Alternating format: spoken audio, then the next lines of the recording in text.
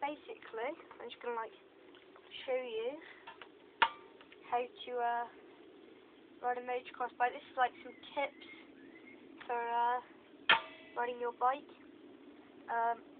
First thing,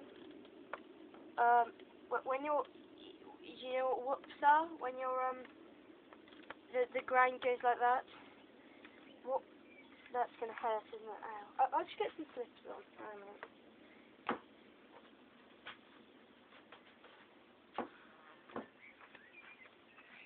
Got sand in my slippers. Right, so when you're riding the whoops, there's like I mean, you might not know how to like do it. So maybe you just like sit there like that. Actually, when you're riding the whoops, there are, if you can see, there's a crease where your seat. Do you want me? What? Do you want me? No. Oh. Right, there's a crease in between where you're fairing and your seat. You want to be like hovering over there. You don't want to be sat on it. You want to be like hovering over there, and your feet as well. They don't want to be like there. That's going to go all up your legs. You want to get your feet so they're like on here, and you want to be like that. So you can impact, because there's going to be quite a lot of, I'm sinking into the ground as well. Yeah, so you want your feet like with the balls of your feet there on the I'm sinking again, on the foot pegs, and you want to lean back so your front wheel is just skimming the whoop. So if you go like that, that's the outside of the whoop. You want to be just skimming the top like that with your front wheel. So you want to be leant back a bit, and yeah, so you want to get good at that. And then corners as well is what you got to look out for. You know those banking turners where you're going like that, and basically, I never used really.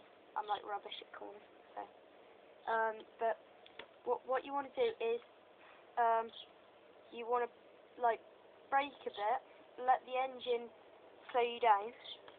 So I don't really change gear. I roughly stay in third. So you're going very slow, and you've got to really turn on those corners, okay? Because I only go like this, and I have flew off them a few times, where you come around the corner, and I basically drive straight off there and do a massive jump. Also, controlling your bike. I mean, really, you want to use the back brake.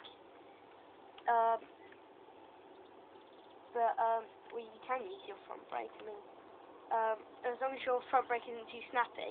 Because if you just suddenly, as soon as you press your front brake, it just whoa, straight in, stop. Obviously, you're just going to skid with your front wheel, and that's never a good idea. Even on a push bike, okay? When you brake and your front wheel just skids, you've got no turning at all, so you don't want to do that. So you do just gently do it, and then like that. If you want to use the back brake, I don't really use the back brake that much. It's just because my front brake's not too snappy. Anyway, I bought this bike second hand, so for 256 quid. It's pretty good. Getting hold of a motocross bike for under £500 should be no problem if you've got that sort of money. But another thing, if you haven't quite ever had a geared bike before, you want to learn something out, I'll just show you now. Alright, wait to start it.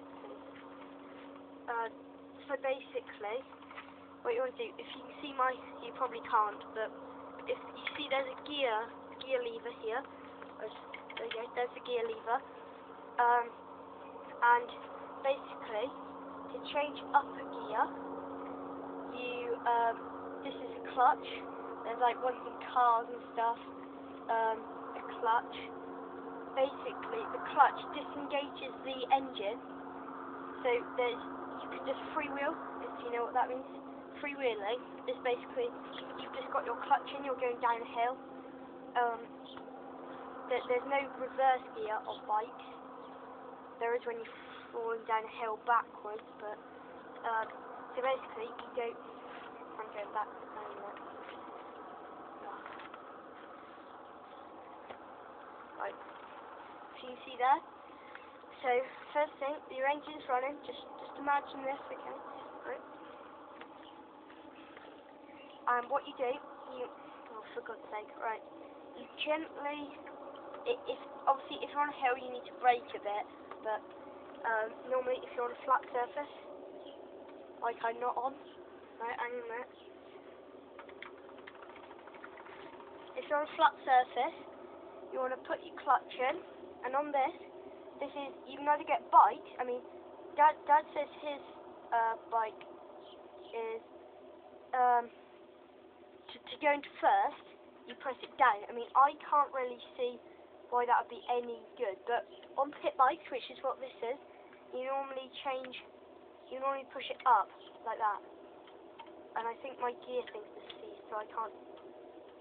Oh wait, no, there we go. Right. So we're now in first gear. And then you let the clutch out slowly with a little bit of throttle, and now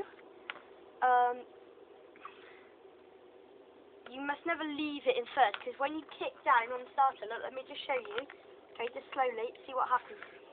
I move forward, see? That's because the starter is actually driving my back wheel, can you see? I'm going forward. So you always want to leave it in neutral, and never. If you've got an electric start, that'll be even worse because, but anyway, you'll get really big kickbacks as well off a Kickstarter if it's left in first gear, and the bike will lunge forwards. And if it starts, that's even worse. It probably won't, but, so anyway, you, first gear, and then of course when you're driving, you let go of the throttle fully, and then, so you're in first, right, and you're, bit of throttle, let go of the throttle, pull the clutch in, and flick it up, and then slowly let it out again. You're in second gear, as you can see, and the way you check, so before starting, never have it in gear, okay, because if it is in gear when you're starting, it's just going to, well, you're going to like lunge forward, but the way you check if you're in gear is if you just push your bike, look, it should stop. See, so that's in first gear, and then this is in neutral, so it moves freely. But if you've ever heard of a bump start, you can only do this with ones with gears, and what you do, you put it into the highest gear, push it along a flat surface, so if I just show you now, and you go like this, push it, you normally get someone else to push you, it's brilliant, and then, if you just jump,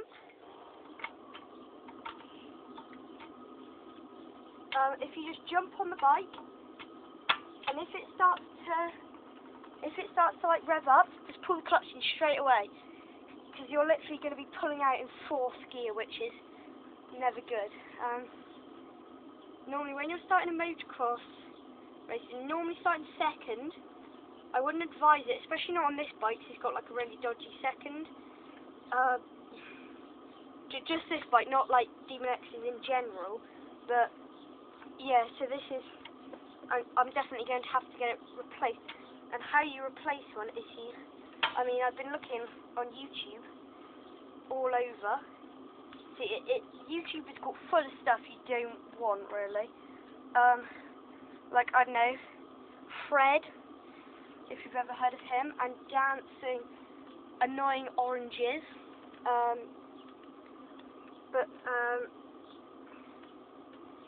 But when you actually want to replace something, like second gear, you can never find it. So, I wonder how many dislikes this video will get anyway. Well, probably none, because no one will view it, but, Anyway, so yeah, that's basically changing gear for dummies. Which is probably me, because I've only just learned a few weeks ago. No, I haven't really. I've been riding bikes since I was 6. But this is my first geared one. And I only got that Christmas, so don't take advice from me. Even though you probably have, you've just been watching this whole YouTube video. Right, so this is my bike cam as well. I do mini moto racing, and I've actually used the Meccano is actually pretty good for mini motos and stuff. If you can see that little fixture there, that's my exhaust bracket, and it's made out of Meccano. So I've got a Meccano exhaust bracket. Something you don't want to do as well is, if you think it would be cool to have a Demon X, like with a light on the back, a little red bicycle light, don't do it. Unless you actually drill it on, which, as you can